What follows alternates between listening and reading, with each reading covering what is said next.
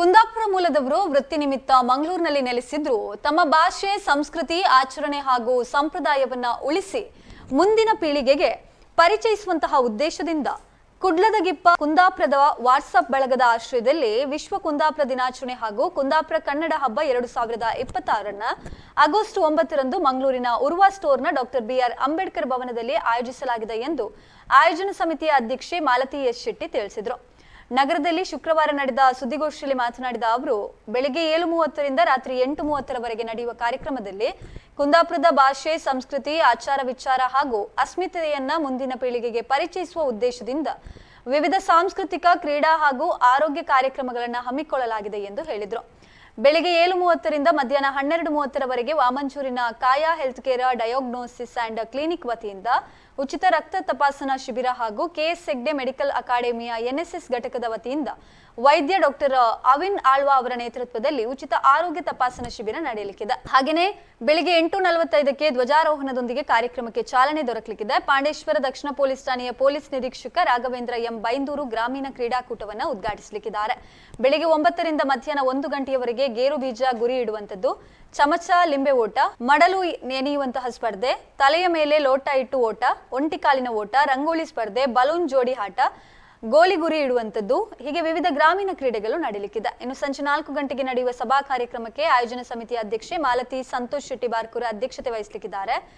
ಅಧ್ಯಯನ ಪೀಠದ ಸದಸ್ಯ ಕೆ ಜಯಪ್ರಕಾಶ್ ಹೆಗ್ಡೆ ಕಾರ್ಯಕ್ರಮವನ್ನು ಉದ್ಘಾಟಿಸಿ ದಿಕ್ಸೂಚಿ ಭಾಷಣ ಕೂಡ ಮಾಡಲಿಕ್ಕಿದ್ದಾರೆ. ಕರ್ನಾಟಕ ಸರ್ಕಾರದ ಗ್ರೇಟರ್ ಬೆಂಗಳೂರು ಪ್ರಾಧಿಕಾರದ ನಿವೃತ್ತ ಹಣಕಾಸು ನಿರ್ದೇಶಕ ಶಾನಡಿ ಅಜಿತ್ ಕುಮಾರ್ ಹೆಗ್ಡೆ ಮುಖ್ಯ ಅತಿಥಿಯಾಗಿ ಪಾಲ್ಗೊಳ್ಳಲಿಕ್ಕಿದ್ದಾರೆ. ಕುಡ್ಲಾ ಕುಂದಾಪುರ ಫೌಂಡೇಶನ್ನ ಗೌರವಾಧ್ಯಕ್ಷ ಜಿಕೆ ಗೋಪಾಲಕೃಷ್ಣ ಶೆಟ್ಟಿ ಹಾಗೂ ಕಾರ್ಯದರ್ಶಿ ಶರತ್ ಆಚಾರ್ಯ ಎಟ್ತಾಡಿ ಉಪಸ್ಥಿತರಿದ್ದರು. ಇನ್ನು ಪತ್ರಿಕಾಗೋಷ್ಠಿಯಲ್ಲಿ ಶರತ್ ಆಚಾರ್ಯ, ನವೀನ್ ಶೆಟ್ಟಿ, ಸಂತೋಷ್ ಶೆಟ್ಟಿ ಹಾಗೂ ಸಂಘಟನೆಯ ಪದಾಧಿಕಾರಿಗಳು ಉಪಸ್ಥಿತರಿದ್ದರು. ಶುಭ ಮುಂಜಾನೆಯ ಶುಭಾಶಯ ಹೇಳ್ತಾ, ಇವಾಗಲೇ ಹೇಳಿದಂತೆ ವರ್ಷಕ್ಕೆ ಒಂದು ದಿನ ನಾವು ಒಟ್ಟು ಸೇರಿ ಎಲ್ಲರೂ ಆಟೋಟ ಸ್ಪರ್ಧೆ ಇನ್ನೊಂದು ಮತ್ತೊಂದು ಮಾಡುವುದಲ್ಲದೆ ನಾವು ಒಂದು ಕುಡ್ಲಾದಲ್ಲಿರುವ ಕುಂದಾಪುರದಂಥ ಒಂದು ಫೌಂಡೇಶನ್ ಅನ್ನು ಹುಟ್ಟುಹಾಕಿ ಇಲ್ಲಿ ಕೆಲವೊಂದು ಸಮಾಜಮುಖಿ ಕಾರ್ಯವನ್ನು ನಾವು ಇವಾಗಲೇ ಕೈಗೆತ್ತಿಕೊಂಡಿದ್ದೇವೆ. ಇನ್ನು ಮುಂದಿನ ದಿನದಲ್ಲಿ ನಮಗೆ ತಿಳಿದಂತೆ ಸಾಧಾರಣ ಮಂಗಳೂರಿನಲ್ಲಿ 70ರಿಂದ 80 ಜನ ಡಾಕ್ಟರ್ಗಳಿದ್ದಾರೆ, ಚಾರ್ಟೆಡ್ ಅಕೌಂಟೆಂಟ್ ಇದ್ದಾರೆ.